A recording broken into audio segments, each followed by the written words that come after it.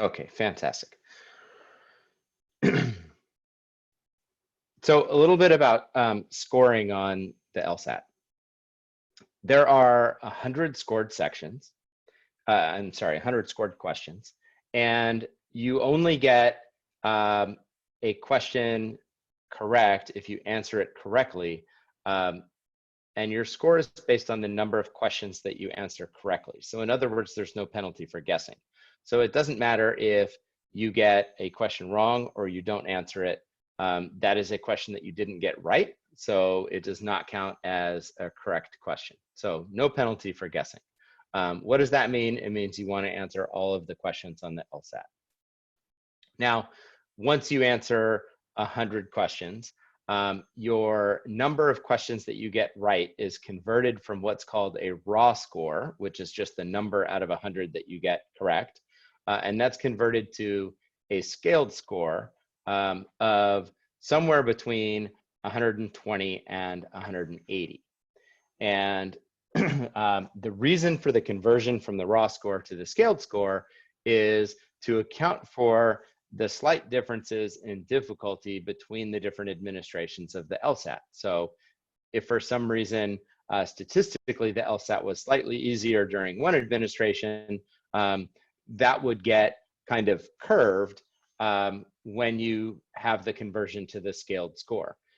When you take practice tests at home in books that have full-length practice tests, there's usually a conversion scale at the back of the book for each test, and that will convert the number that you get right to a scaled score of 120 to 180. So 180 is the lowest score. I'm sorry, 120 is the lowest score. 180 is the highest score. A little bit about the scoring. So the 50th percentile score, which means that half of the test takers, or 50%, scored below you, and half of the test takers, or 50%, scored above you, is a scaled score of 151, which is about 58 questions correct. Now, 58 out of 100 is not a lot of questions to get right, and 151 is a fairly decent score on the Lsat. But one of the important things on this slide to recognize is the difference between the percentile ranks that you get with a very small increase in your score. So for example, if you go from 58 questions right out of 100 to 63 questions right out of 100, that's only 5 additional questions right, which is a scaled score of 154, but you jump 10 percentile in your rank against other test takers. So at the 60th percentile, that would be 60% of the test takers that scored below you and only 40% of the test takers that scored above you. So a very small change in the number of questions you get right causes a very big difference in how well you do as compared to other test takers. And again, while I'm going through this, if anybody has questions, just feel free to post them in the chat box, and I'll answer those.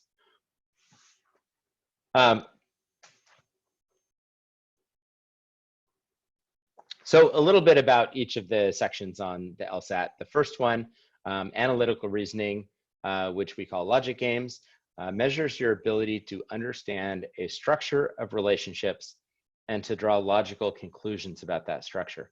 Now, remember before when I said one of the reasons that law schools use the Lsat as an assessment mechanism is because it measures the skills that are important for success in law school. Well, those are also the same skills that are important for success on the California bar exam and for your practice as a lawyer.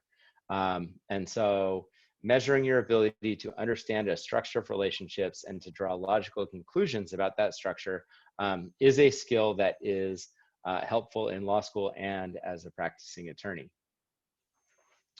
Reading comprehension measures your ability to read with understanding and insight, examples of lengthy and complex materials, similar to those commonly encountered in law school, also similar to those commonly encountered by practicing attorneys.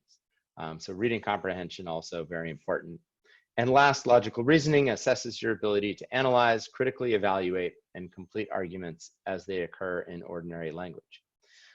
Now, from the slide before about the sections on the test, 2 of the scored sections are logical reasoning, which makes logical reasoning the heaviest weighted section on the test. In fact, about 50% of your score on the Lsat is derived from the 2 logical reasoning sections. The reason that we cover logic games in our Lsat information night instead of logical reasoning is that we only have about an hour and a half together, or maybe even less when we're talking about actual Lsat content.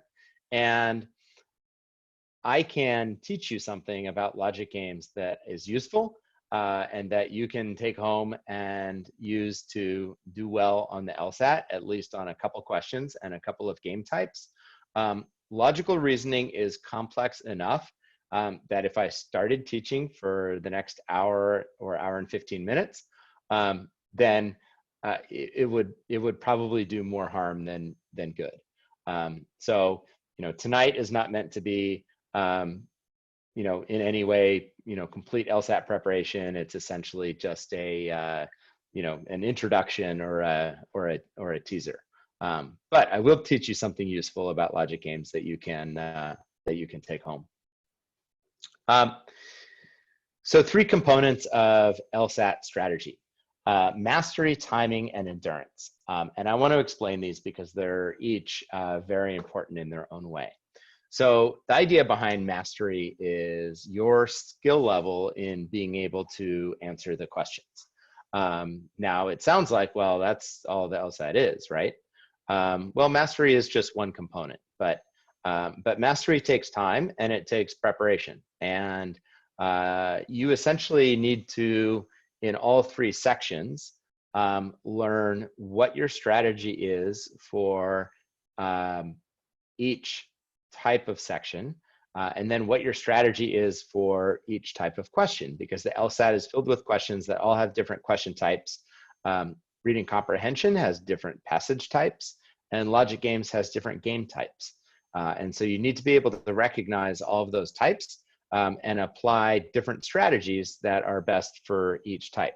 And all of that takes a lot of preparation, and that's combined in the mastery component. Now, timing is also very important because you have about 35 minutes for each scored section, which is usually about 25 questions. So that gives you about 1.3 minutes per question, which is not a lot of time. The Lsat is specifically designed to bog down test takers that don't have timing strategies in place. I'll give you an example. With about 25 questions in a logical reasoning section, the questions are not presented in order of difficulty, with the easiest questions first and the most difficult questions later on. There's some easy questions in the beginning, and then they get a little bit harder and a little bit harder. And then they peak about 3/4 of the way through the section, and then there's usually a couple of easy questions at the very end of the section. And LSAC does that to trap the test takers that don't have the timing skill mastered and can't push through or even skip those more difficult questions to get to the easy ones at the end. So timing is really important to pay attention to how long you have to answer each question and whether or not you should invest the time in a particular question. And last is endurance. And endurance stems from the fact that you are taking a 2 or 3 hour test in one sitting. And that is a lot of brain power to expend in one sitting. And you need to know how your body and your mind, physiologically and mentally, is going to respond to that kind of test and the testing environment. And the way to master endurance is to take several full-length timed practice tests before you go sit for the real LSAT. So you can start to see what your performance is like an hour and a half or 2 hours, or 2.5 hours into the test. that's really important. And so making sure that you're still performing at a high level physically and mentally near the end of the test is really important. So mastery, timing, and endurance, all three very important. All right, so let's talk a little bit about logic games, which is what we're going to cover tonight. And by the way, any questions that you have about any of the content that I just covered, go ahead and post that into the chat box or raise your hand. So there's several different kinds of games that I mentioned earlier, and part of LSAT mastery is recognizing which game type you're trying to solve, and that will inform what strategy you use to solve that game. And generally, so these are not presented in order of difficulty, but more or less that is sometimes the case. So in a sequencing game, you're ordering or ranking entities. And sequencing games, not always, but are often amongst easier games. Selection games, you're choosing a smaller group from a larger group.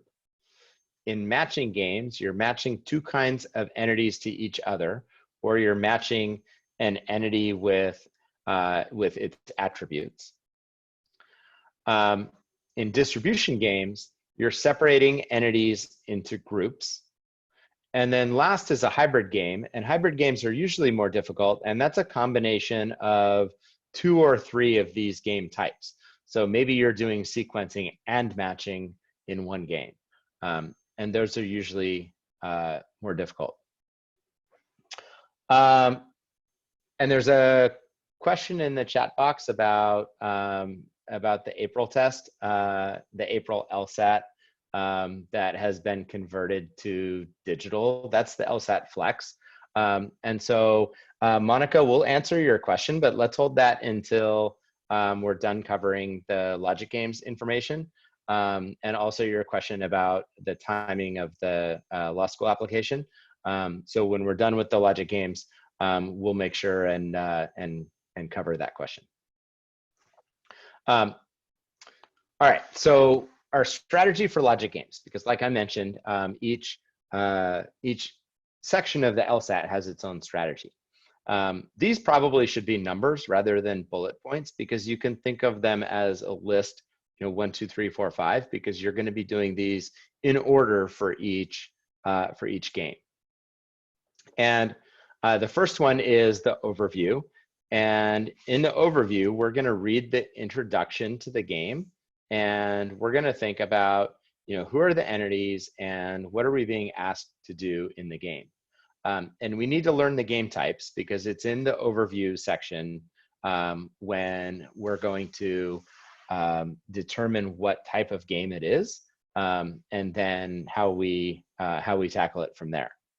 The second step is to draw a picture. And based on the game type, you will have a stock sketch called the master sketch that is the sketch that you're going to use to solve the game. And that's different depending on the game type. So you'll see when we do some sequencing games early on that we have a stock sketch that we use for sequencing games.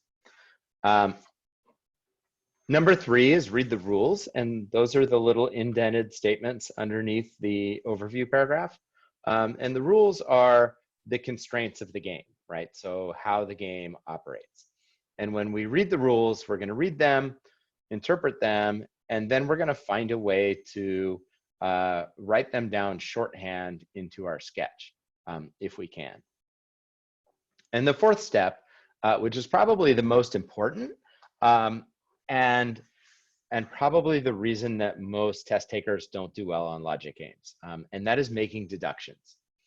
And deductions are about combining rules, so combining more than one rule to find out what else must be true. And making deductions allows you to fill in your master sketch, and it makes the questions much easier. So that is really a key skill for the LSAT, is making deductions. And then last is to answer the questions. So the last thing we're going to do once we've done all these other things is to take a look at the questions one at a time. And just like the logic games have different game types, each question has a different question type. So there's about 10 different question types in logic games. We're not going to cover them all tonight, but we'll cover a few. And there are different strategies for each question, and I'll explain those when we get to them.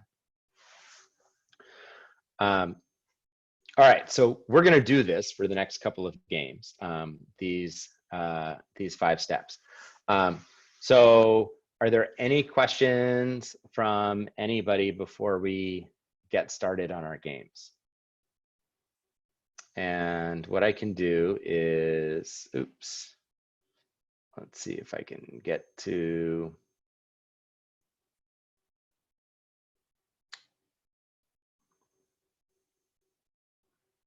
so if anybody wants to unmute themselves and ask a question, now is a good time, because we'll jump into a couple of games after this.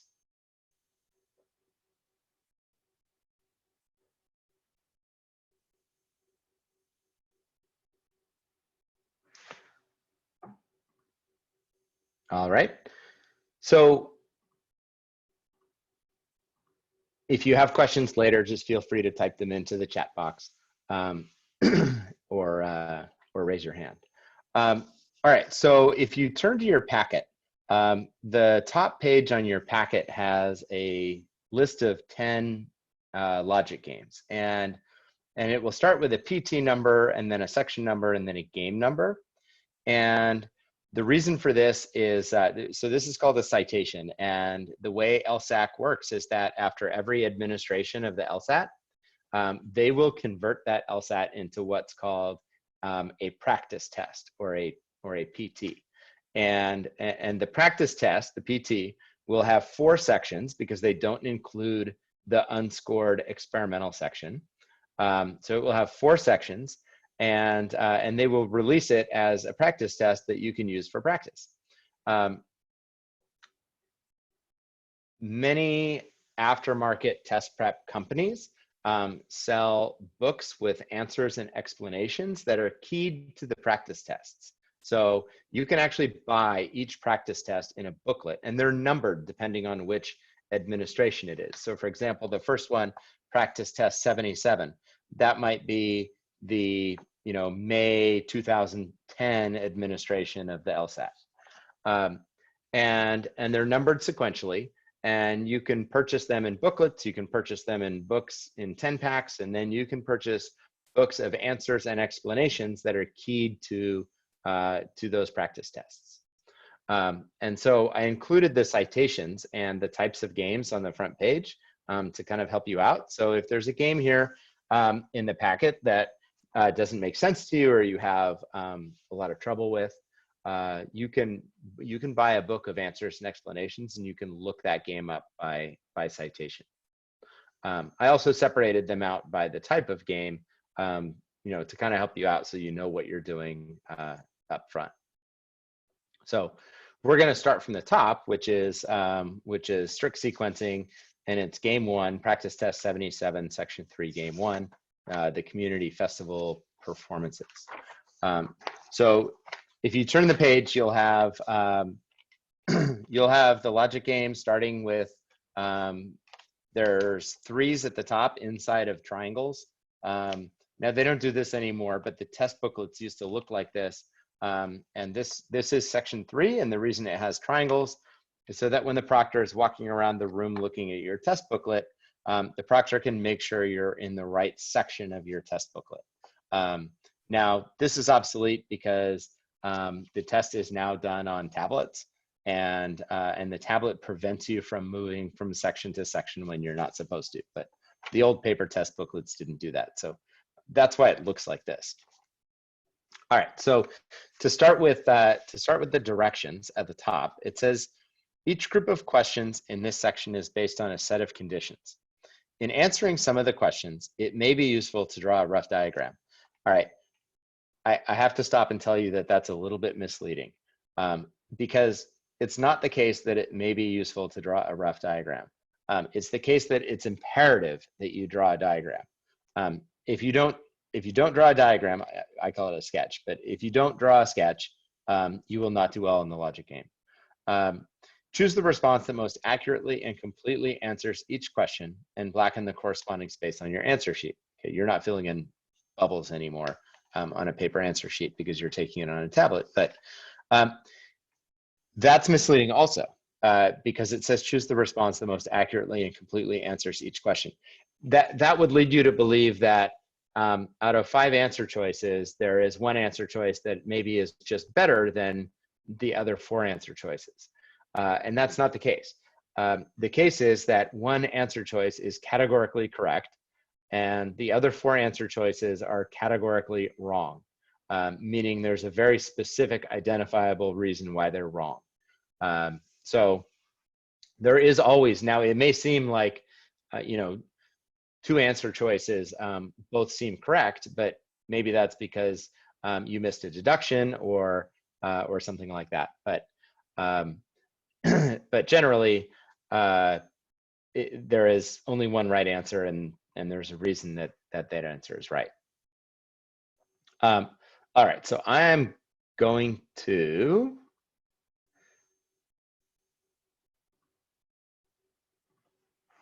share a whiteboard with you.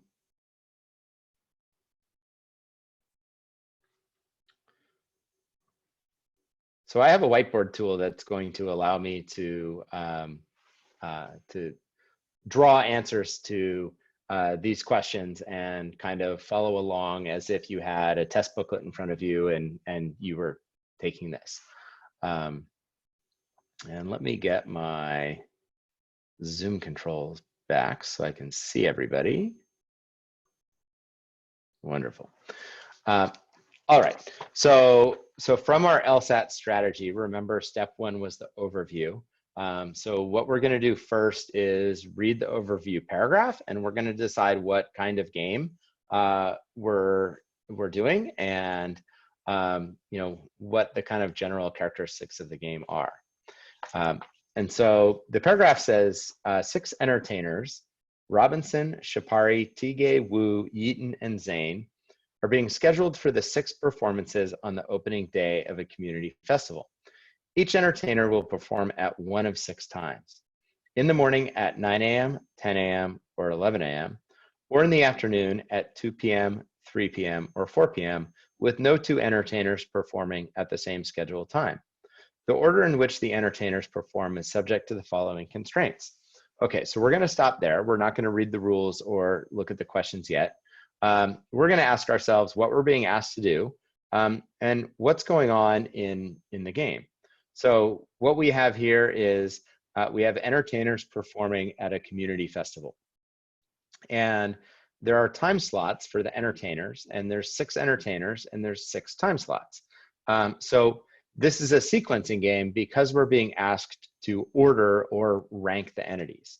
And we're asked to put them in order in the time slots. And so the way this sketch would look like, if you were going to draw a sketch for it, would be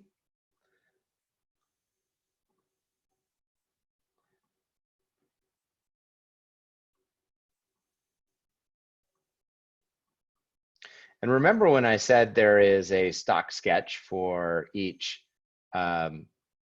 game type? A stock sketch for a sequencing game is generally just a sequencing or spaces available to put the entities in a sequence. And then we also have, and I'm going to do this maybe in a different color, we have the players in our game, which are the entities. So we have R, S, T. Just like the Apple devices, it wants to put a period in there when I hit the spacebar twice. W, Y, and Z. All right, and so those are the entities or the players in the game. And then we have our 6 slots, and I could even label these 9, 10, 11, 2, 3, and 4. All right. So I realize the numbers and the lines aren't perfectly straight, but hey, this is a Zoom whiteboard, and it's not an art competition. This is our stock sketch. It lists the entities that are involved in the game, and it has our 6 positions labeled with the 6 times for the performances. So that's our stock sketch. So remember, that's step 2 is draw a picture. Step 3 is read the rules. So now we're going to go and we're going to read the little indented statements beneath the opening paragraph. And our goal here is to put these in shorthand, fill them in our master sketch if we can. If not, find a way to represent them in shorthand. So the first rule says, Robinson must perform at some time before Zane. And the way I would represent that is probably an R and a dash and then a Z. And what that simply means is that R has to come before Z. And that's, as you can see, a shorthand representation of the rule that we can use to govern how these entities are going to fit in the sketch. The second rule says, Yeaton's performance must be the next performance after Wu's. So this rule looks a lot like the first rule with Robinson and Zane, but it's a little bit different. It doesn't just say that Yeaton's performance has to be sometime after Wu's. It says it has to be the next performance after Wu's. And so the way I would represent that is WY, and then I would put a box around it. Although I would like, yeah, there we go, a box around it. And so that box, by the way, that's called a block of entities because those 2 entities, wherever they go in the sketch, they have to go together. So that's a block of entities, and blocks of entities are really useful. The third rule says Tige must perform in the afternoon. And the best way to do this is probably to, and let's see if I can get a little different color here.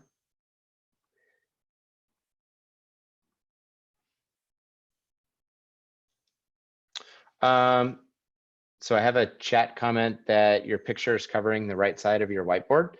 So if that's happening to you, you can grab that that picture and you can move it around on your screen, and see if that works. You can move it to the top center of the screen or the left-hand side of the screen, but you should be able to move that around if that's covering anything up. Okay. Tige must perform in the afternoon. So the way I would represent that is probably to put T over here, and then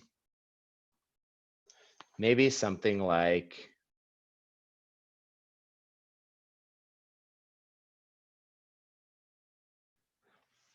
so now we have T, and we have T is going to go somewhere in the afternoon.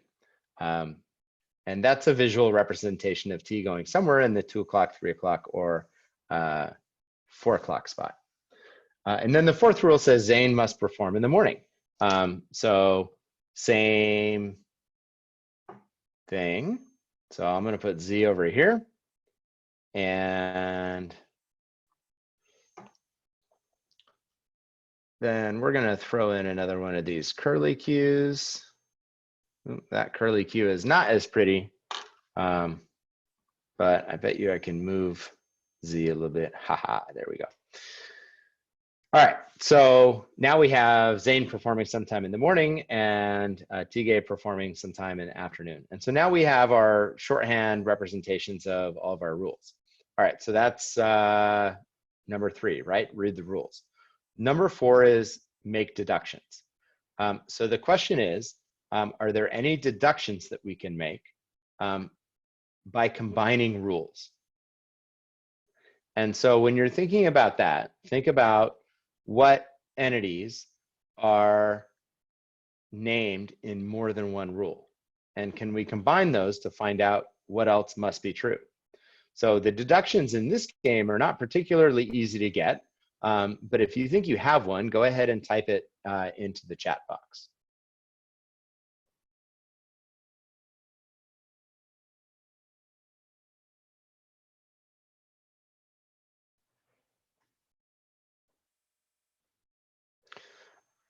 All right, so somebody says Z is mentioned twice. Okay, that's good. So that's an entity that's mentioned in more than one rule. That's maybe ripe for making a deduction.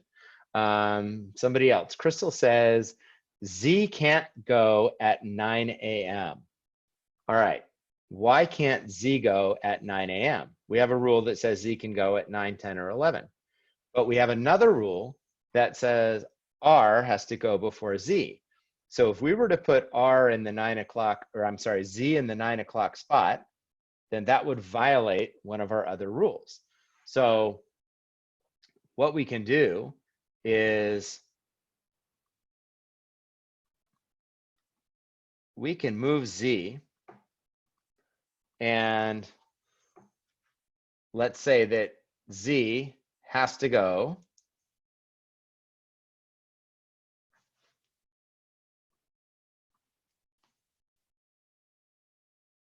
oops, let me get rid of that.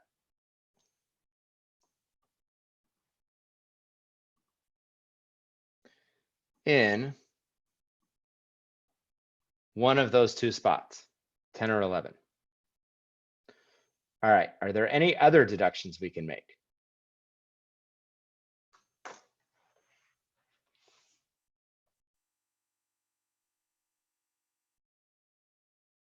How about R? Is there a deduction we can make about R? Yeah, somebody says R must be at 9 or 10. Right. So why does R have to be at 9 or 10? Because R has to come before Z, and Z can only be at 10 or 11. So we now have R at 9 or 10. So you could even, if you want, get rid of this shorthand rule R before Z, because we now have that represented in our sketch. All right, somebody made the comment, I would start eliminating the answers that don't work, like answer choices. Well, we're not looking at the questions yet. Remember, questions are step 5. And I'll mention that one of the mistakes that some test takers make is if you start looking at the questions and the answer choices too soon, before you make all the deductions, the questions are going to seem really, really difficult. So it's really important that you make all the deductions you can first and then tackle the questions. So now we've made a couple of deductions and fewer ways the game can work.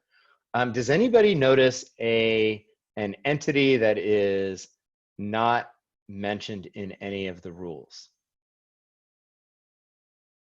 If you do, throw it up in the chat box. Yeah, S, right? So S is the only entity that is not mentioned in any of the rules. And so what I would do is with S, probably, I'm going to throw a little asterisk in there by S, right? So S is what they call a floater.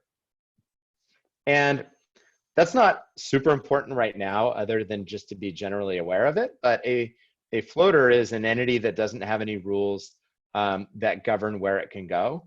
And so it has fewer constraints. It can move around more. And that has some implications in answer choices. All right, so now we've made all of our deductions. We are going to take a look at questions. So question 1 says, which of the following could be the order from first to last in which the entertainers are scheduled to perform? And we have 5 answer choices. So I told you I would teach you something useful tonight about logic games.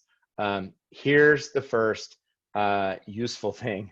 Well, I don't know, maybe what I've said so far has been useful, but here's one that you want to make sure you write down.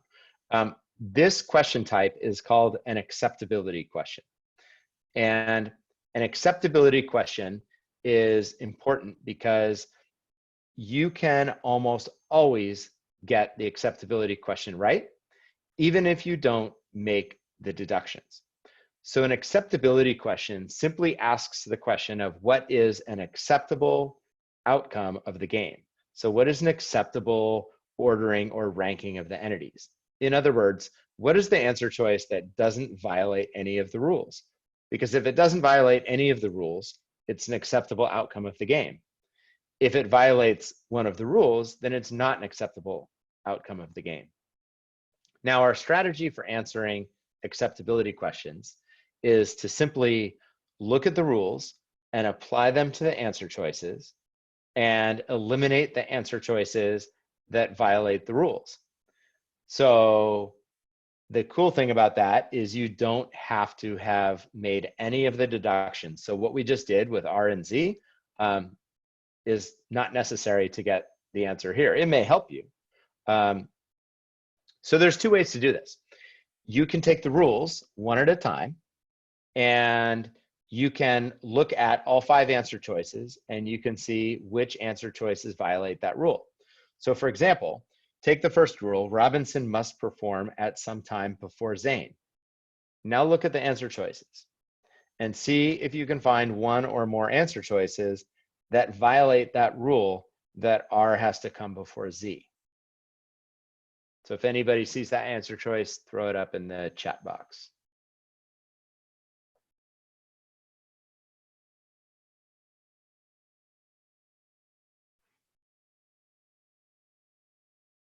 Yeah, answer choice E is right, because answer choice E has Z in the 3rd position and R in the 6th position.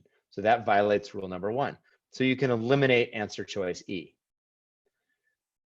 Now, same thing with the second rule. Yeaton's performance must be the next performance after Wu's. Remember, that's the WY block. So which answer choice, or if there's more than one, which answer choices don't have the WY block?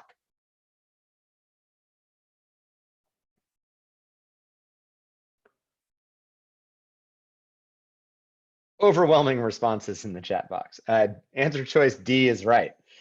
So D has Tige in between Wu and Yeaton. So that violates rule number 2. So I'll give you now about 20 or 30 seconds to go through the next 2 rules and eliminate the answer choices that you can with the next 2 rules. And so if you get it, post the right answer in the chat box. If you're still working, don't look at the chat box.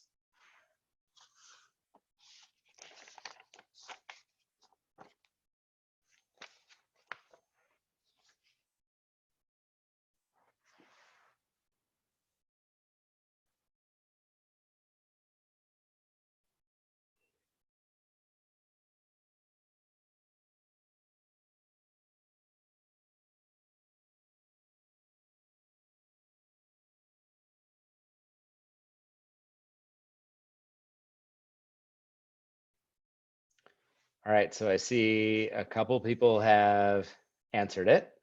Oh, by the way, in the chat box, just so you know, there's a toggle. So if you want everybody to see the chat that you're sending, you can toggle that to box to everybody. If you want just the presenters, meaning just me, to see it, then you can toggle that to be just me. So the correct answer choice is A. Several people got that. And Our rule number 3, TGA must perform in the afternoon. That eliminates answer choice C.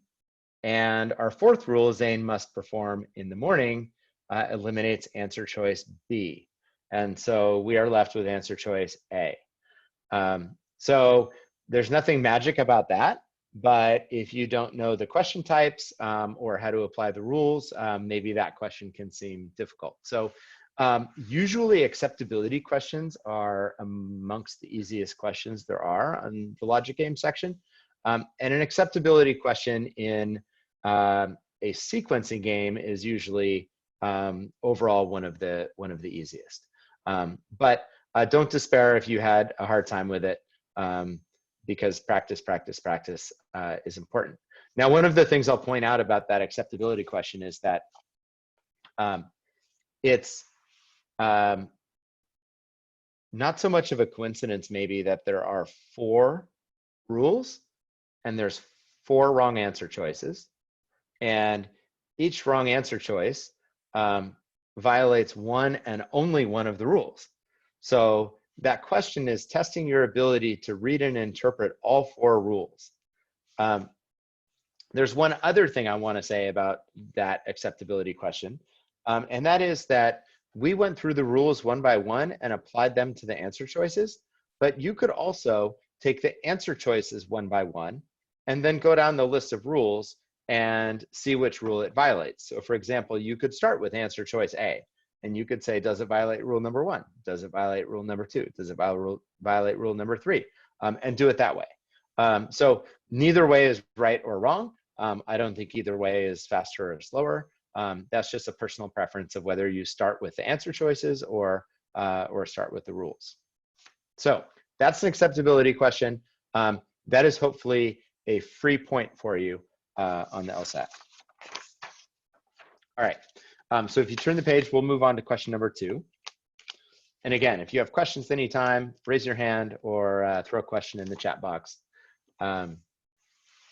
Question number 2 says, if Wu is scheduled to perform in the morning, then which one of the following could be true? So this is another question type. This question type is called a new if question, new if. And a new if question is called a new if question because it starts with if. And a new if question adds a rule to the game for this question only. And so this is the reason that you want to have a master sketch like we have on your screen right now, and then a separate sketch for each question. And so that's really important. You have a master sketch that doesn't change for the whole game. And then you have a separate sketch for each question. And when we draw in the new rule for this question, that new rule is for this question only. When we go on to question 3, that rule is not in play anymore. So it says, if Wu is scheduled to perform in the morning. So that's our new if. So now we need to have Wu in the morning. Remember, when we go back to our new rule, it's rule deduction. So now we have Wu in the morning. Can we make a deduction combining that with the other rules we already have? And if you think you can make a deduction there, post it in the chat box. Our new rule is Wu has to perform in the morning.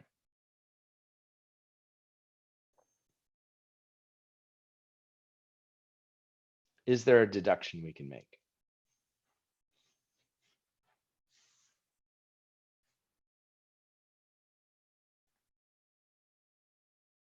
Well, there's only 3 morning slots, right? There's a 9 o'clock, a 10 o'clock, and an 11 o'clock. So for example, can we put Wu here?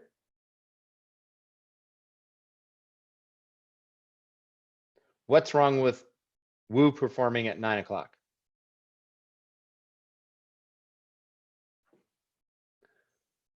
The problem with Wu performing at 9 o'clock is then Yeaton would have to perform at 10 o'clock, and we have just violated the rule that R has to perform at 9 or 10. So that Can't happen. What about Wu performing at 10 o'clock?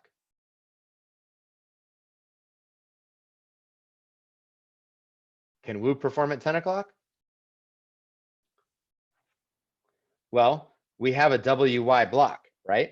So if Wu performs at 10 o'clock, then who has to perform at 11 o'clock? Yeaton. But what about our Z rule? So we've just violated our Z rule that Zane has to perform at 10 or 11. So that can't happen. Now, if Wu has to perform in the morning, you could make the deduction that the only time that Wu could perform is at 11 o'clock. That's the only time, because any other time would violate either our R rule or our Z rule. So Wu's going to perform at 11 o'clock. Yeaton has to perform at 2 o'clock because the WY block has to fit in our master sketch. So we have now made the deduction by combining rules that we have to have Wu and Yeaton in the 11 o'clock and 2 o'clock spots. So I have some people that are texting in the chat box the answer to the question. If you can see the answer to the question already, that's great. But it's really important that we take this step by step and we make all the deductions we can, because this game might be fairly easy and these questions might be fairly easy, and that's true. But there are much harder games and there are much harder questions. And if you skip the step of making deductions, in the long run, it won't work out. All right, so let's get back to our deductions. Are there any other deductions we can make here? Now we have our WY block at 11 and 2. What other deductions can we make?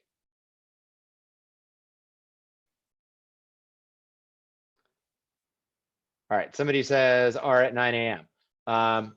Yes, but only if you take one step first, right? So we have a rule that says Zane must perform at 10 or 11, and Wu is at 11. Yes, Zane has to perform at 10. So there we go. Now we have our R rule. So Raquel, you're right, R has to perform at 9 a.m. So we can put R there. Are there any other deductions we can make? We still have T has to go in the afternoon, so that's 3 or 4, and we have S that's a floater. So the way I would represent this on my answer sheet is probably to do a, ooh, that's really small.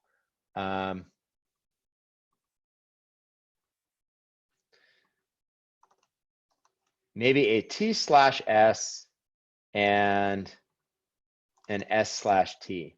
And that's just a shorthand way of saying that S has to be in one of those positions and T has to be in the other position, but we don't know yet, right? Because it could be either way. All right, so we've now almost completely filled in the master sketch. We've made all the deductions we can. Now let's take a look at the answer choices. And so remember, the question is asking us which one of the following could be true. Robinson is scheduled to perform at 10 a.m. Could that be true?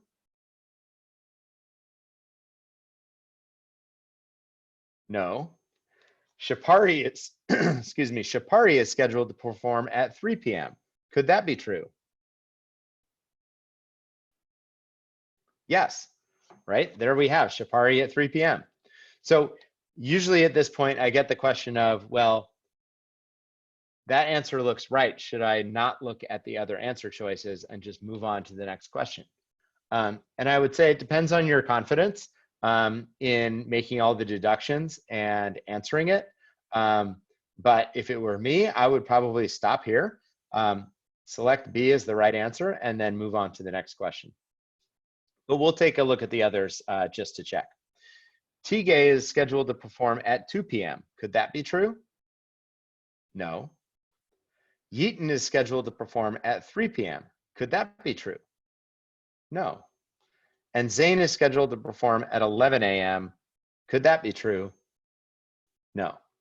So none of these answer choices could be true except for B. Shapari is scheduled to perform at 3 p.m. So B is the right answer. All right, so that is a new if question. And a new if question gives you a new rule for that question only. And our strategy for new if questions is write the rule down in shorthand, make all of the deductions that you can, and then look at the answer choices. So I'll go ahead and take these out. And so usually at this point also, I mentioned that I have the luxury of having a whiteboard and being able to draw on the whiteboard and erase things. But on your scratch paper, when you are taking the LSAT, you should definitely draw a new sketch for each question. And that's pretty simple and pretty quick, and it could consist of just 6 new lines. You don't have to recreate everything that we have here. All right, so question 3. Shapari cannot be scheduled to perform at which one of the following times? This question type is called a non-if question. And it's called a non-if question because there is no new if. And non-new if questions are generally more difficult because you don't get a new rule from which you can make new deductions. And our strategy for a non-if question is simply to test out the answer choices. And it doesn't matter which one you start with, but I typically start with the first one. And make sure you characterize the answer choices correctly in terms of what you're looking for. So it says Shapari cannot be scheduled to perform at which one of the following times. So the correct answer is going to be a time that Shapari cannot perform. The wrong answers are going to be a time that Shapari can perform. Now, we know Shapari is a floater, so Shapari can probably perform at most times, but we're looking for the time that Shapari cannot perform. So the way to do this is just test it out. So answer choice A says 9 a.m. Okay, let's put Shapari at 9 a.m. And now we simply make all of the deductions that we can and fill out the sketch. So what's next? If we have Shapari at 9 a.m., we must have R at 10 a.m. We must have Z at 11 a.m. And then what do we do with the afternoon? Who do we have left? We have T, and we have our WY block. And it really doesn't matter with the T and the WY block whether you put T here and W and Y, or if you put T here and your WY block here. Those are both acceptable ways that the game can work out. So back to characterization of our answer choices. Can Shapari perform at 9 a.m.? Yes. So that makes this a wrong answer choice because we're looking for the answer choice with the time that Shapari cannot perform. Okay. Let's try the next one. 10 a.m. Test it out. If Shapari is at 10 a.m., what other deductions can we make? Well, our RZ rule is still in effect. So we must have R at 9 a.m. and we must have Z at 11 a.m. And we still have the same outcome with T and WY in 2, 3, and 4. So can Shapari perform at 10 a.m.? The answer is yes. So that is a wrong answer choice. Answer choice C says 11 a.m. Now, if you're starting to see what's happening here, then that's good for looking ahead. With Shapari at 11 a.m., we have the same issue. And we still have T, W, and Y in the afternoon. So A, B, and C, all wrong answer choices. How about Shapari at 2 p.m.?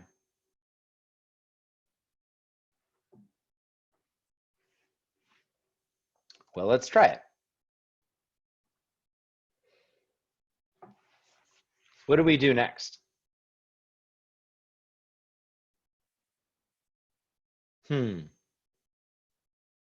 Well, let me ask this question. Where does our WY block go?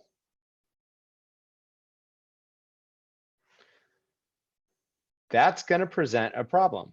If we put our WY block here, then we're going to violate our T in the afternoon rule. Yeah, Alejandra says it can't go anywhere. That's right. No matter where you put that WY block, that is going to violate one of our other rules. So in fact, Shapari cannot perform at 2 p.m. because there's no way to make the game work out without violating one of the rules. And so that makes D the right answer choice because Shapari cannot perform at 2 p.m. Now, just to cover the last one, because this brings up an important issue. Answer choice E says 3 p.m. Now, we could test this and put Shapari at 3 p.m. But if you have in your scratch paper a sketch from question number 2, didn't we have Shapari performing at 3 p.m. in question number 2? So that brings up a skill called using previous work. So you can use previous work in the same game on the Lsat to answer other questions. And so from question 2, we ended up with an acceptable outcome of the game with, it was RZWY and then S and T in the 3 and 4 o'clock spots. And you could use that to eliminate answer choice E without even testing it, because you know that Shapari can perform at 3 p.m. So that's just a little side note about using previous work. Can help you sometimes narrow down answer choices to questions. So that was question 3. D is the correct answer, and that is a non-if question. And again, our strategy for non-if questions is to test out the answer choices one at a time. Question 4. What is the earliest time that Wu could be scheduled to perform? Another non-if question. And so remember our strategy for non-if questions, test out the answer choices. Now, I mentioned before using previous work. Can we use previous work to solve this problem?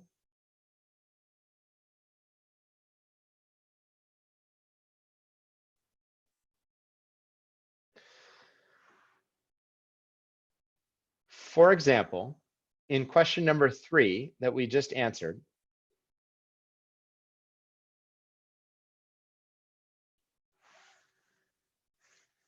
or question number 2 that we just answered, where did we have the WY block? I think if I recall correctly, we had W in the 11 o'clock position and Y in the 2 o'clock position. Now remember, this was our correct answer from question number 2. It had a WY block, and I believe just to fill it in, we had Z, and then we had a TS and an ST, right? This was our correct answer choice from question 2. Now, what time is W performing? At 11 o'clock. So look at our answer choices for question 4. It says, what's the earliest time that Wu could be scheduled to perform? The answer choices are 9 a.m., 10 a.m., 11 a.m., 2 p.m., and 3 p.m. So are there answer choices that we can eliminate as wrong answer choices by using previous work?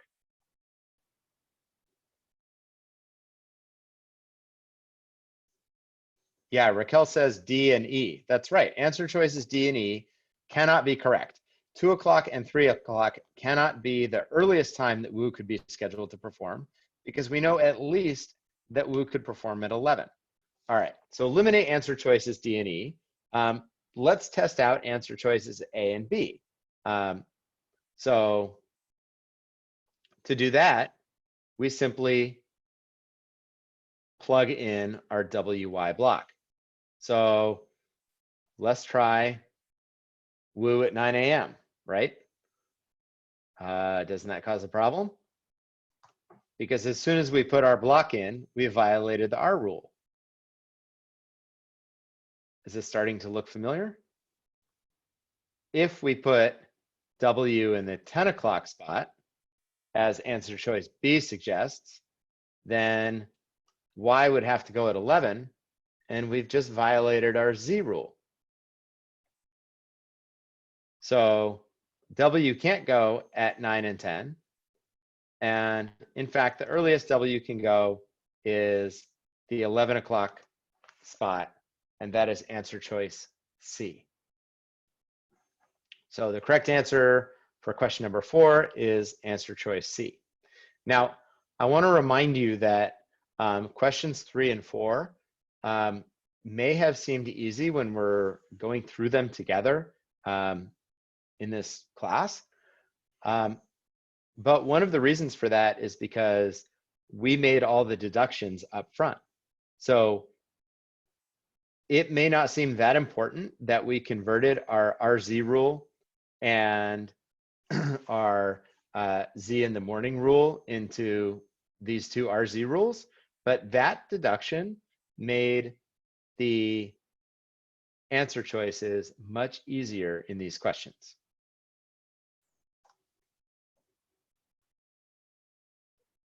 Okay.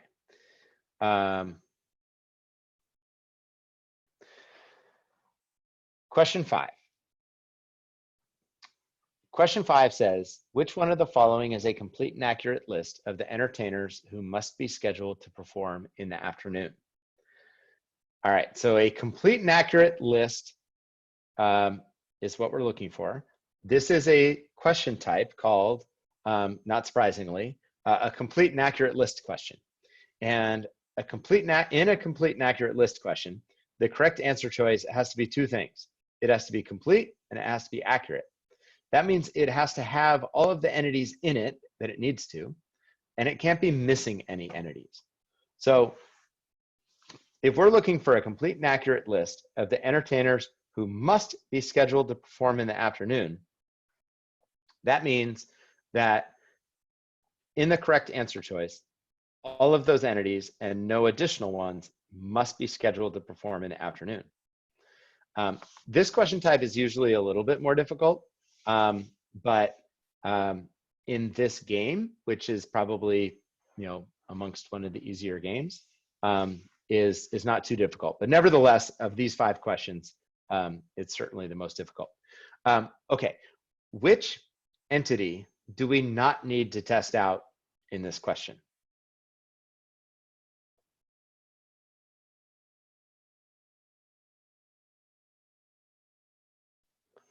Somebody says W. Well, W, I think we need to test.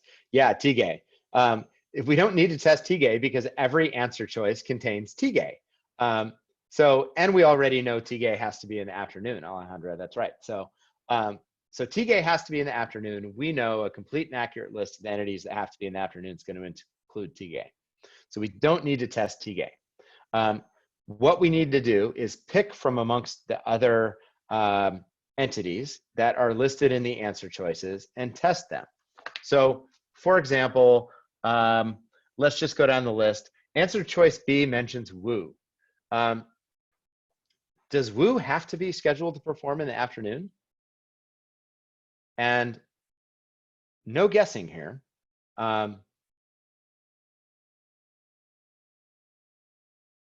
it up in the chat if you know. Does Wu have to perform in the afternoon? And if not, why not?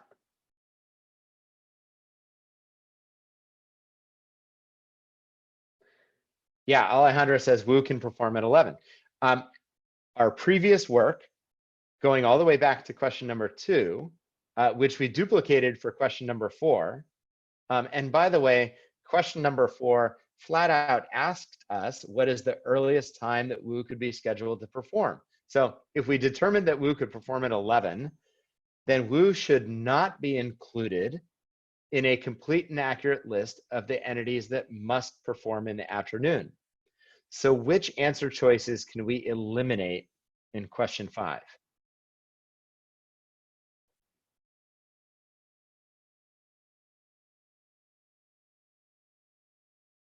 Yes, B and D. Any answer choice that includes Wu, right? So we can eliminate B, we can eliminate D. Any answer choice that includes Wu. Okay, what else do we have? We have Yeaton and Shapari. They're in answer choices C and D. So what about Yeaton? Why?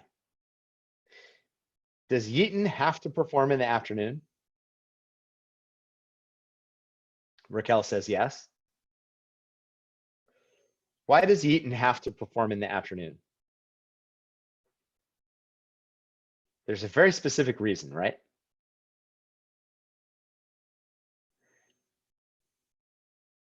Right. So Maria says, because Yeaton has to be after W. We had a question that said, what's the earliest that Wu could be scheduled to perform? That's 11 o'clock.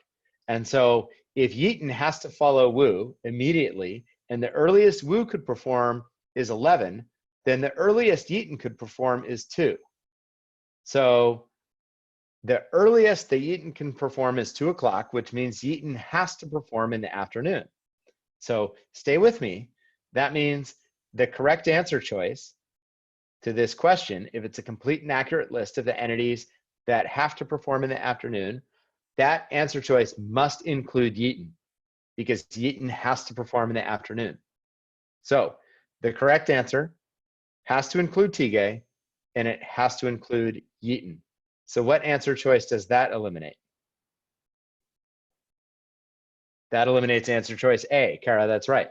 So now we're left with only 2 answer choices, right? C and E. And the difference between answer choice C and answer choice E is who? It's Shapari.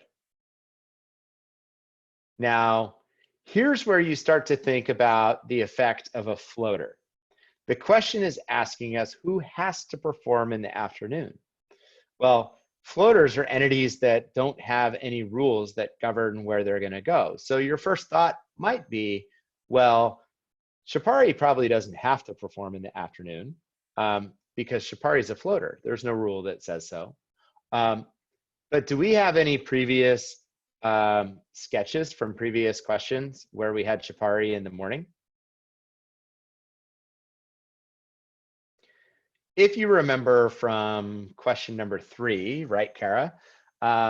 We had tested Shapari at 9 a.m., 10 a.m., 11 a.m., 2 p.m., and 3 p.m. And we determined that Shapari could perform at 9, or at 10, or at 11. So using previous work, we know that Shapari can perform in the morning. So stay with me. Shapari cannot be included in a list of the entities that must perform in the afternoon. So that eliminates answer choice E. So the right answer then we're left with is answer choice C, which is Tige and Yeaton. Those are the only 2 entities that must perform in the afternoon. So that question was more difficult than the others, no question, but you can get through it by testing the entities, and using previous work helps quite a bit. So, so that finishes up question 1. We're gonna go straight into question 2, or I'm sorry, game 2. If you have questions about that question, throw them up in the chat box. If you need to take a break at any time, we're on Zoom, so just get up and take a break. You know, when you come back, you know, drop in to where we are. We're not moving that quickly, so you'll be able to catch up pretty fast, and we're going to spend a minute or two with the overview of the next game anyway. Yeah, the answer again for that last question, number 5, is answer choice C, Tigay and Yeaton. That was the correct answer. So, okay. Game 2. A detective is trying, okay, and so again, if you go back to our strategy, we're first starting with the overview, which is to read the introductory paragraph and determine who the entities are and what we're being asked to do. And I'm also going to erase our sketch here so we can draw a new one. And this overview says a detective is trying to determine the order in which a criminal recruited 7 accomplices: Peters, Quinn, Rivero, Stanton, Tao, Villas, and White. In addition to discovering that the suspect recruited the accomplices one at a time, the detective has established the following. All right, so remember in our overview, we're trying to understand what we're being asked to do. And so this is a sequencing game because we're being asked to order or rank the entities. So our entities are our criminal accomplices. They've been recruited in order, and there's 7 of them. So when we draw our sketch, and we'll mix up the colors a little bit, we have Peters, Quinn, Rivero, Stanton, Tao, Villas, and White. And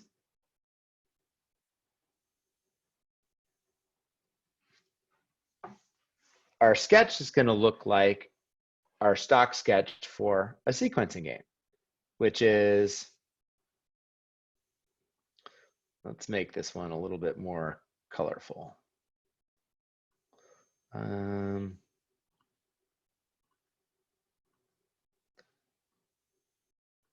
How about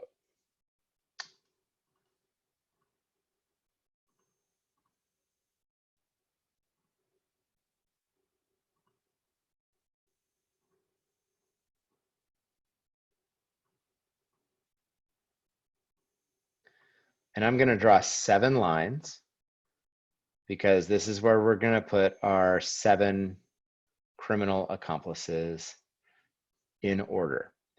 And I could even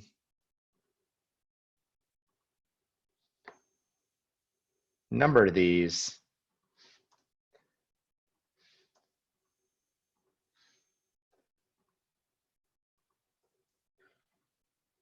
1, 2, 3, 4, 5, 6, 7. Right, so those are our 7 criminal accomplices. They are going to go in a particular order. I'm going to straighten out my numbers. I will tell you, taking the LSAT and drawing on scratch paper is much easier than drawing on a Zoom whiteboard. All right, nice and pretty. So that's our stock sketch. We have a list of the entities, and then we have 7 slots for our 7 accomplices in order. All right, so now on to step 3, which is read the rules. It says, Stanton was recruited neither immediately before nor immediately after Tao. So we had a rule in the last game where one person was recruited before another, or one person was recruited immediately before another. This one's a little bit different and says they weren't recruited next to each other. I think the best way to do this is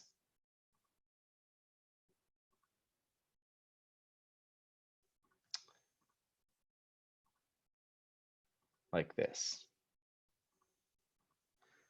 No TS or ST. So that simply says that S and T cannot be next to each other. So you can't have a TS or an ST. Some people will do like a TS or ST with like a circle and a line through it. That's a little bit confusing, I think, for me. Second rule, Quinn was recruited earlier than Rivero. So that is simply our QR.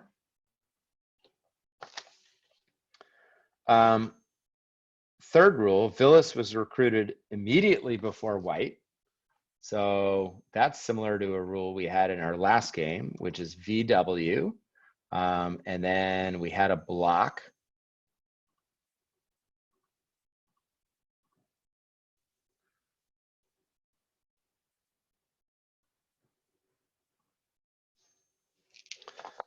And the last rule, Peters was recruited fourth. Ooh, that's a nice rule.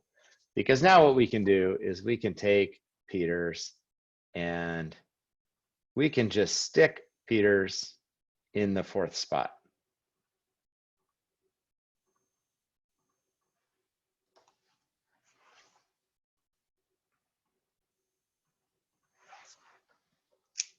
All right.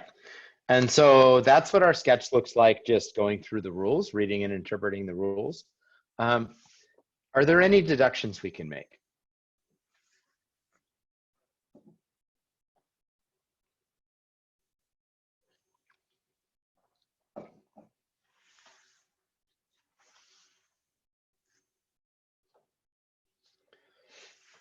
So I don't see any comments in the chat box. This is an interesting game, and I like teaching this game. One of the reasons is because it's here to remind you that there are not always deductions that you can make up front. So somebody said V or W cannot be 3 or 5. Yeah, so when you're making deductions and W can't be first, that's true. The question is, what deductions can you make that you can build into your master sketch? And things like W can't be first. If you try to do something with that, like write it into your sketch, you might confuse yourself more than just leaving it as is, because we have a block of VW, and that block won't be able to fit in the sketch with W first anyway, using that as an example. So when making deductions, the question is, what deductions can we make that we can represent in our master sketch? And so unusual game, there's no deductions that we can make up front. I will tell you that this happens only occasionally. When it does, expect to see rules, or I'm sorry, questions that have more if questions, right? More new if questions. Why? Because you're going to need you're going to need to be tested on your ability to make deductions. And if there aren't new if questions, then they can't do that. So I would expect in this game, and in fact it's true, that there will be more questions that are new if questions. So it's just taking your making deductions skill from upfront to in the questions. All right, so let's start with the questions. Question 1 says, which one of the following could be the order in which the accomplices were recruited from first to last? So do you remember what question type this is? If anybody knows, go ahead and throw it in the chat. We had this question type in the first game.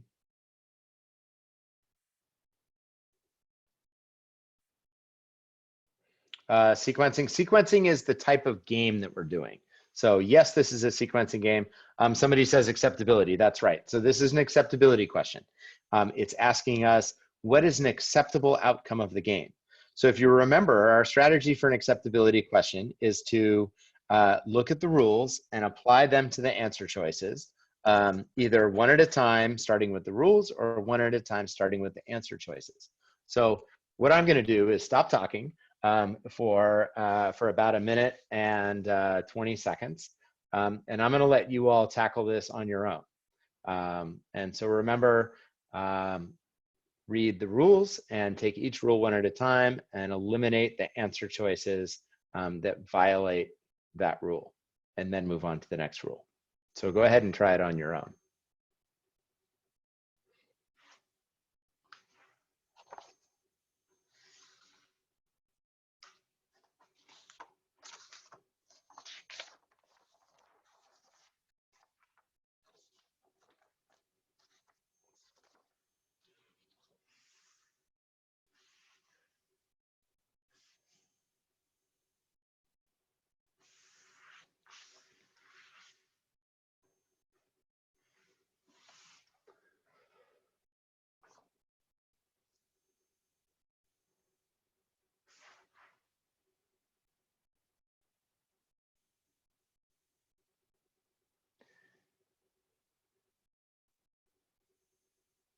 And if you arrive at the right answer choice, you can throw it up in the chat. If you're still working, you don't have to look at the chat box. You can leave that minimized and finish it on your own.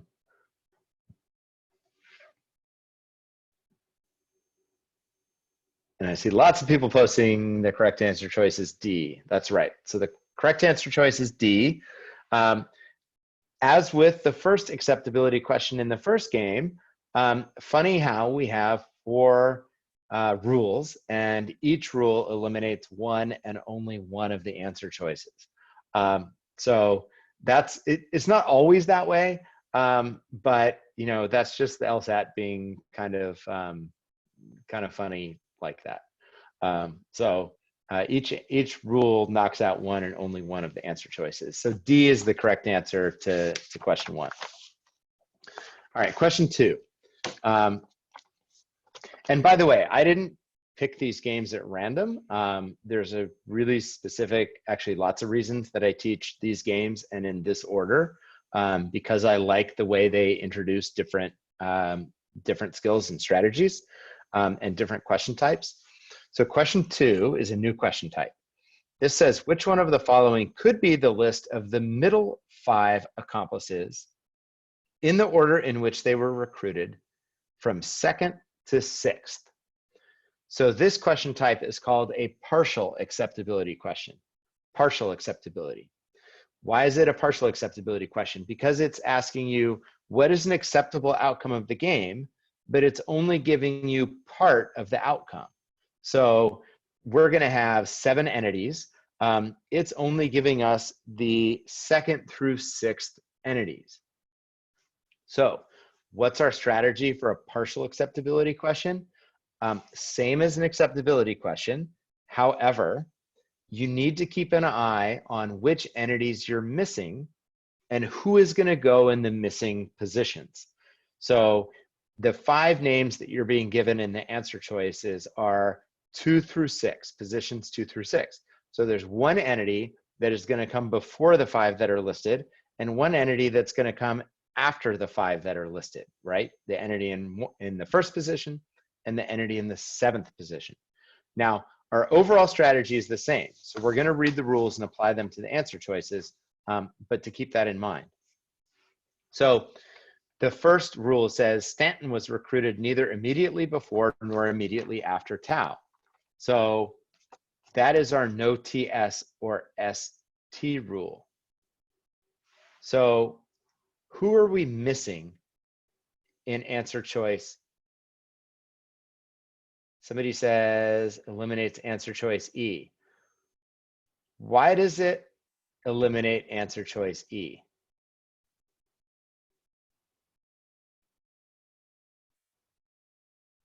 Well, so that's a reason that answer choice E is eliminated, because P has to be 4th.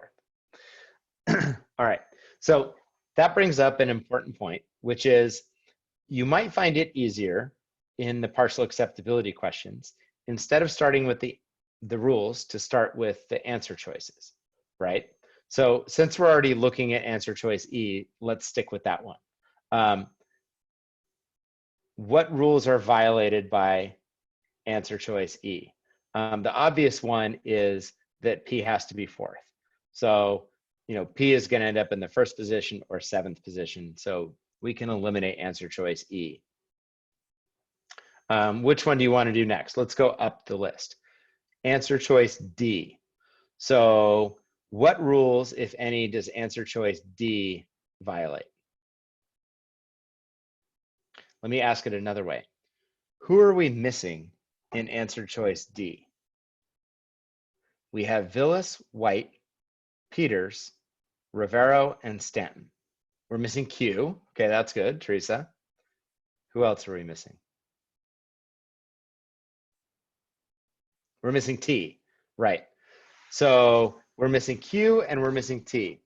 So where do we put Q and T?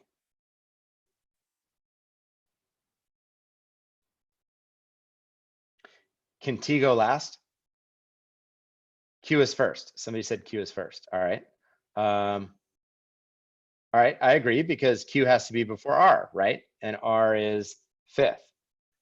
What about T? So if Q is in first position, now remember, we're looking only at answer choice D right now.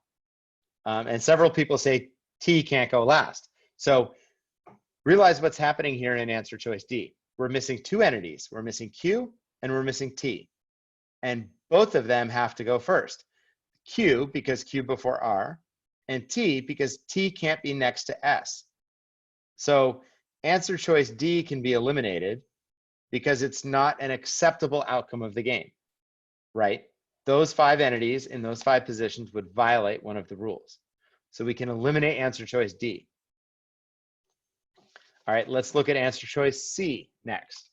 So same strategy. Who are we missing in answer choice C? Somebody says we're missing R. Teresa, yeah, we're missing R. And we're missing T. Okay. Well, no V's there. V's in the second position, first on the list. We're missing R and we're missing T. Well, where are R and T going to go?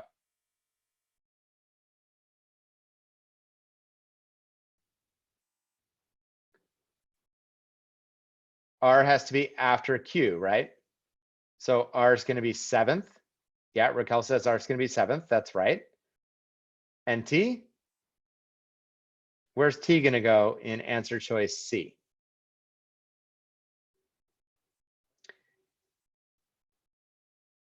T's going to go first. Okay, so in answer choice C, if we put T first, and you can do this in your test booklet, you can write a T first and write an R last. If we put T in the first position and R in the 7th position, does answer choice C violate any of the rules?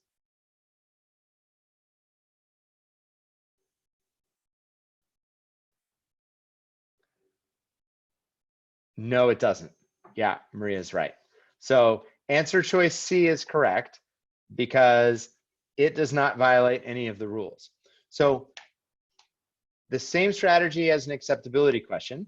Partial acceptability question is go through the answer choices and find out which answer choices violate any of the rules. But the additional level of difficulty with the partial acceptability is you have to pay attention to which entities you're missing, and you have to place the missing entities. All right, so question 3. Question 3 says, if Tao was recruited second, which one of the following could be true? All right, this is a new if rule. And so remember, with a new if rule, we're going to get a new rule for this question only. And this rule says Tao was recruited second. So we can go ahead and put in here Tao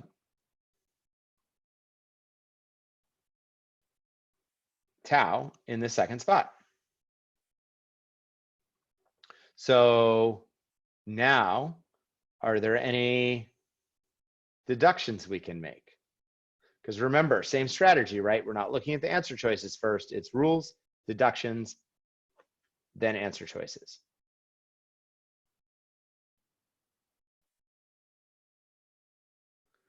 Somebody says S has to be 5th or 6th. Okay, well, S, yeah, 5th, 6th, or 7th is right.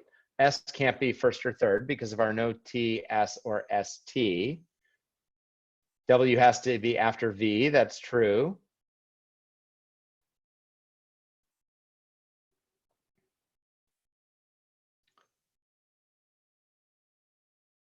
Yeah, so, all right, so you guys are getting it. Our VW block has to go in 5, 6, or 7 because that's the only place we can put the block, right? The block can't fit in the 1 spot or the 3 spot. S also cannot be 1st or 3rd. So S and the VW block all have to go in the 5, 6, 7 spot. So who are we left with? We're left with Q and R. And so because Q has to come before R, the only way that this can work out is with Q in the 1st position and R in the 3rd position. So if we are told that T has to be 2nd, then Q must be 1st and R must be 3rd. Now, as far as S and VW over here, we can have SVW, or we can have VWS. I'm just putting these over here because 5, 6, and 7 can be either one of those. So lots of deductions. Let's get back to our question. If Tao was recruited second, which one of the following could be true? Quinn was recruited third. Could that be true?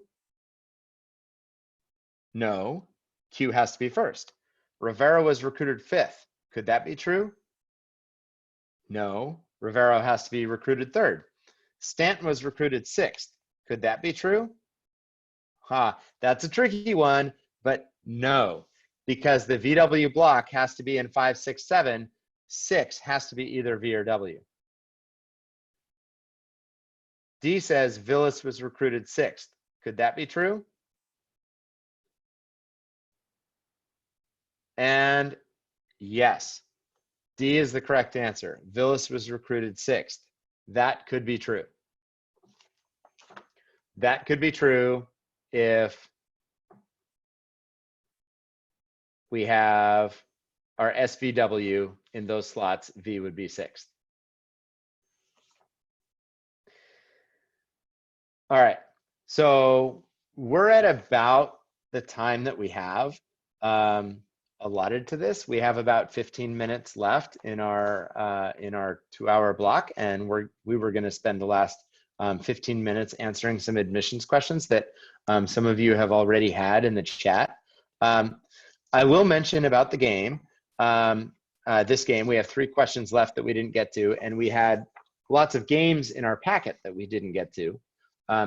If anybody wants to email me, I would be happy to email you answers and explanations, at least like my cryptic scratch notes for the answers and explanations to the questions in this packet. And so I'm going to put my email address in the chat box here. And then what I'm going to do next is I'm going to stop sharing my screen, and I'm going to bump it back over to Francisco.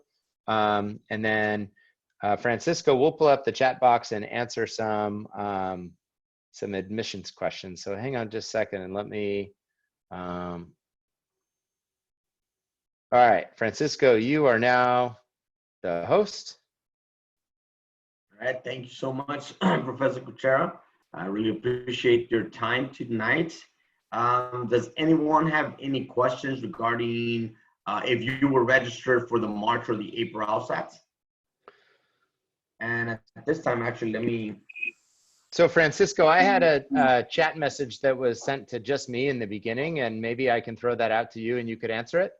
Okay. It says the test for April has been converted into a digital test. Can you explain this more? I have the option to reschedule it or take it in May. And then if I take it in June, could I still apply for law school this next fall? Oh yeah, I need that question answered. Yeah, definitely. So let's go first with can you apply with the June LSATs, and the answer. No. Sorry. These are really quick. Okay, so back to the question. Are you able to apply with the June LSAT? And the answer would be yes for that, right? Another thing that's the other portion of that question was, how did the new exam change, right? If I heard correctly, Professor Kucera? Yeah, it's if somebody was registered for the April test, and that now has been converted to the LSAT Flex, I guess is what they call it. Yeah, the LSAT Flex. If you could talk a little bit about that. Yeah, definitely. So I did. I was looking them up today, and the Flex, the way that they are thinking it's going to work, and they don't even have a date yet, right? The date that they have in mind right now is going to be mid May, and those are for the people that registered for the March that got pushed to April, and those that registered also for the April that now got canceled and were moved on. So the way that it's going to happen is that you will need a computer right at your house and internet connection. You'll be going through ProctorU, and what it sounds like they're having is that there'll be somebody watching you through the camera as you're taking the exam. So they'll make that accessible to you so that you are able to take it. The exam usually is 5 sections, and as Professor Kucera earlier was mentioning, one of them is not graded, right? And the other one is, what did you call that? An experimental section of it. Mm-hmm. And, but for this portion of it, the way that they are moving it to is that it's going to be 3 sections that are only going to be graded. You're actually going to have 4 areas, but only 3 of them are going to be graded. So therefore, you will have the analytical thinking, analytical reasoning, the logical reasoning, and the reading comprehension, as well as the writing portion of it to be able to take at a later date. They are asking though, if you are looking for admissions to, as soon as you have those completed, please finish the writing portion as well. So you'll have some extra time there with that. The score is going to be the same, 120 to 180, right? Because you're still using 3 sections, and you're going to be able to, we look for the 150, of course. The scores are going to be available 2 weeks after the date that data is taken. So say they do mid-May, the scores will be released in early June, right? So hopefully there'll be enough time for, if you registered for the June exam, to be able to see if you need to take it or not. There will be accommodations, just like a regular LSAT. If you need accommodations, right? ADA, they're still going to follow the guidelines, so you can still call them and make sure that you get a hold of them and do all that. And then another thing that I was reading is that if you do not have access to a computer, they will have loaner computers. Now, when it comes down to the internet portion of it, they do not state that, but they are going to work with people. So just please make sure that you reach out to alsac.org. And if you look at the bottom there, you can find their phone number if you are in that situation, right? So definitely that is the short answer. But right now they're taking it day by day as well. So please just make sure that you are doing your due diligence and reaching out to LSAT. Mm-hmm. Was there any? Yeah, Francisco, there's 2 other questions in the chat. One is if they're taking the LSAT on tablets, like once the LSAT goes back to normal, do they also get booklets? Or do they only get the tablet? They only get the tablet. So the way that it works, right, is that you'll get the tablet and you will get scratch paper so that you could do your charts as we've done tonight. So you will have that ability when it goes back to normal. And then the writing portion, you still have to take it and do that at home at a different time whenever you have ability. Yeah, and a question I get commonly along with those tablets is, can I move from question to question and game to game? And that answer is yes. You can scroll between questions and you can even scroll between games. You just can't scroll between sections. So once the time is up for one section and you start another section, you can skip around in that section, but not between sections. And then there's another question about, for those that are taking the LSAT Flex, Francisco, is San Joaquin considering the Flex score differently or the same as a traditional LSAT score? So because we are following the guidelines of LSAC, right? So Diane, if you have something to comment here, please. LSAC is stating right now that score is going to be weighed exactly the same as a regular LSAT. So for our purposes, I believe it's going to be just the same as the score would be if they were taking it on a regular day. So whatever they get on the Flex, LSAC states there that you could go up and look under LSAT Flex, and they have all the criteria there on how it is that they're grading and going about that. Diane, do you have any comment on that? I know that our admissions committee is doing everything they can to be flexible during this time, so I'm sure they would do what they can to accommodate that one. Yes. And then another question, Francisco, will the June test be normal? I think I know the answer to that, and that's they don't know yet, right? It depends on it depends on the shelter in place orders and things like that. So I think kind of like a lot of people and organizations, LSAC is kind of taking this day by day. So so I don't think we know yet. Yeah, definitely. I have another question privately, and I won't mention the name, but the question is, if you need help with the application process, right, with the admissions process, who do they contact, right? So the persons to contact would be myself, Francisco Rosas, or Assistant Director of Admission, or our Director of Admissions, Diane Steele. And you could reach us at our emails, and I will go ahead and put them in the chat box for everyone to see. And we could have even in a Zoom meeting. That's how we've been meeting people. And it's definitely, we're walking into the process and whatnot. So that's one of the other questions that is being asked there. Any thoughts there, Diane? I just want to acknowledge that you have up until June 30th to complete your application. So both Francisco and I are happy to help. Just send us an email and we'll set up a Zoom meeting and walk you through the process and answer any questions that you might have. Yes, and I am currently right now about to put our email addresses on there, and please reach out to us. We are happy to set up a Zoom meeting and walk you through the process as well. Let me see. Also, I just want to take a minute, if I could, Francisco, and invite everybody to our career panel. It's coming up on May 12th, and it'll be a Zoom meeting as well. And we have 3 outstanding alums of ours who will be speaking at that panel, and you can register for that on our website under forums. Yes, definitely. We also have a Law School 101 coming up here on April 21st, and it's going to be facilitated by myself and our Dean of Students, Logan Tenerelli, from 7 to 9 p.m. It's going to be Zoom, obviously, and so please sign up. I will send, after this is over tonight, I will send an email with a short survey. If everyone could just please do the favor of filling it out, that way we could get some more information on how to best serve you all. And there's also a little click area where you could click on it. And if you like to come to the Law School 101, register, I could definitely register whoever clicks on that, and you'd get a confirmation email and be ready for that April 21st. Any other questions?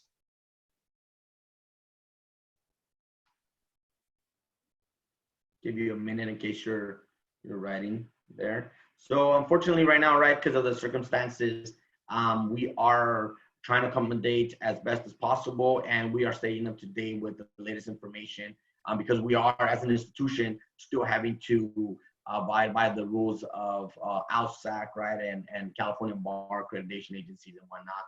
And so we're just doing it day by day. If you have any concerns or anything about admissions process or what is going on right now, please feel free to reach out to Diane or myself, and we were more than happy to help you all with that area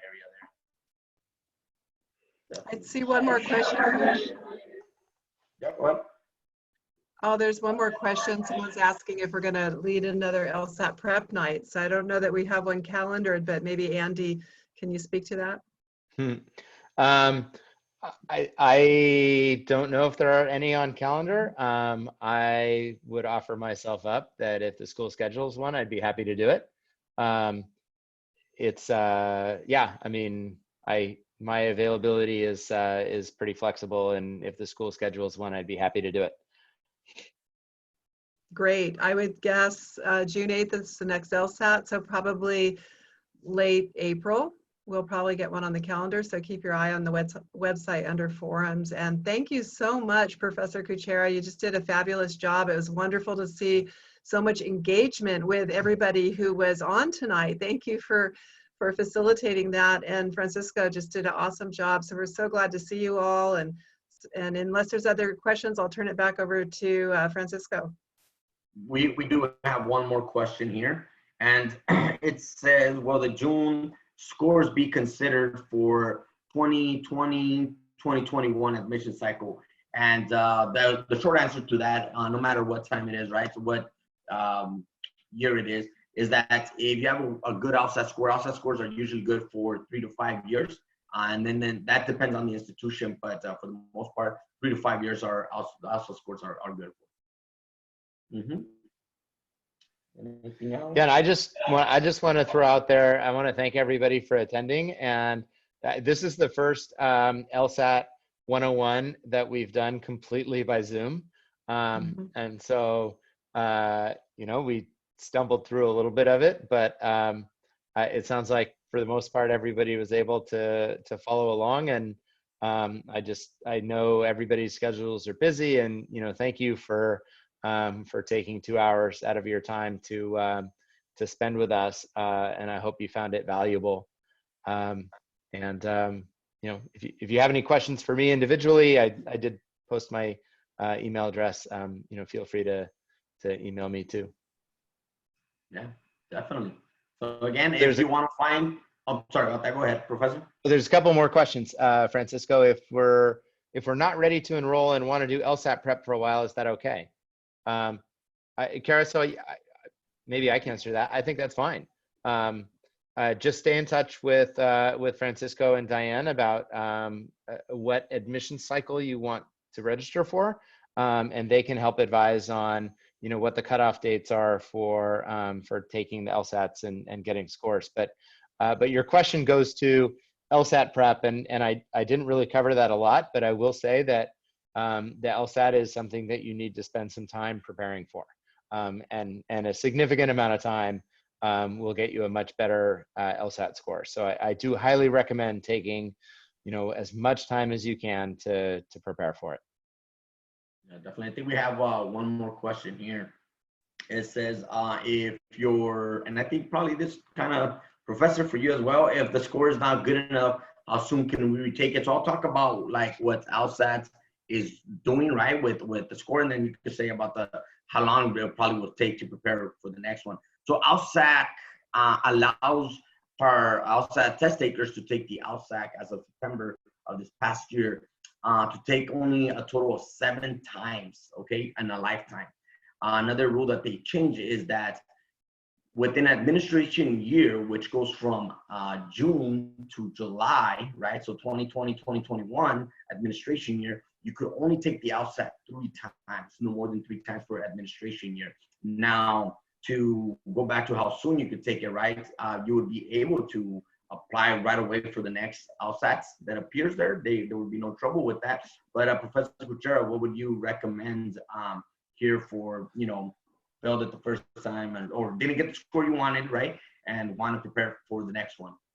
Yeah, so you want to have a reason. You want to have a reason to believe that you're going to get a better score if you take the test again. And you know, it's like hitting a golf ball. If you've never done it before and you hit 20 golf balls, you know, the last one you hit isn't going to be better than the first one you hit unless you take a golf lesson in between. And then you have a reason to believe that you'll start hitting the ball better. And it's the same thing with the LSAT. So if you take 10 LSATs but you don't do any preparation in between, there's no reason to expect that your score is going to change just because you've taken more of them. So what's important is less the time that you wait before taking the next one, and more about how much preparation you do until the next one. And I think the most effective test preparation is taking a full-length timed practice test and then going through it very carefully and reviewing all of the answers and explanations to all of the questions on the practice test that you took. The questions you got right and the questions you got wrong. And for all of the questions, all of the answer choices. So you understand why every single answer choice on the test is right and why every single answer choice is wrong. And that kind of prep will cause you to do better on future LSATs.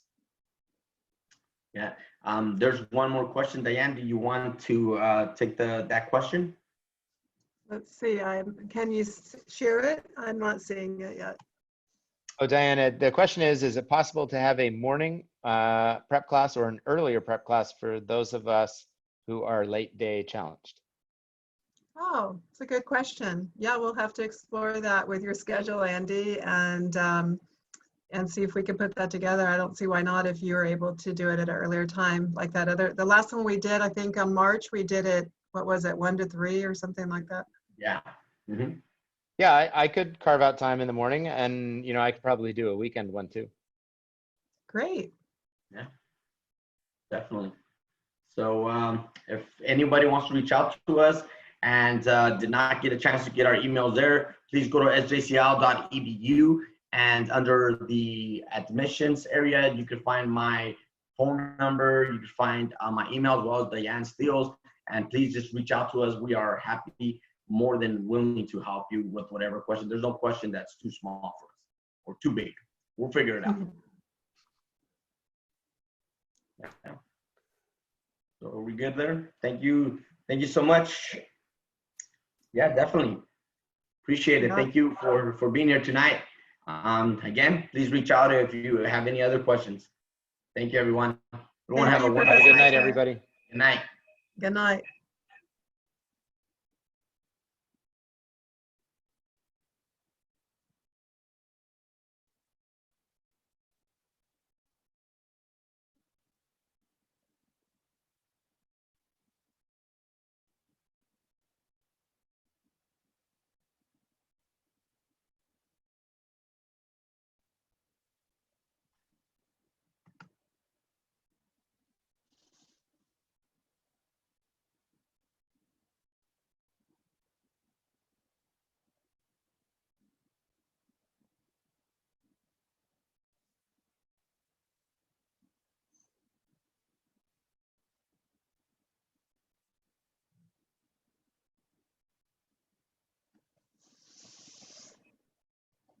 All right, Francisco, we'll see you tomorrow.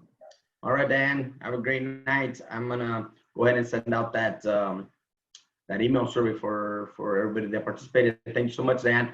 We'll talk to you Okay. tomorrow. All right, so you're going to email it to him now? Yeah, send it out right now. Okay, Thank you. great. All right, thank you.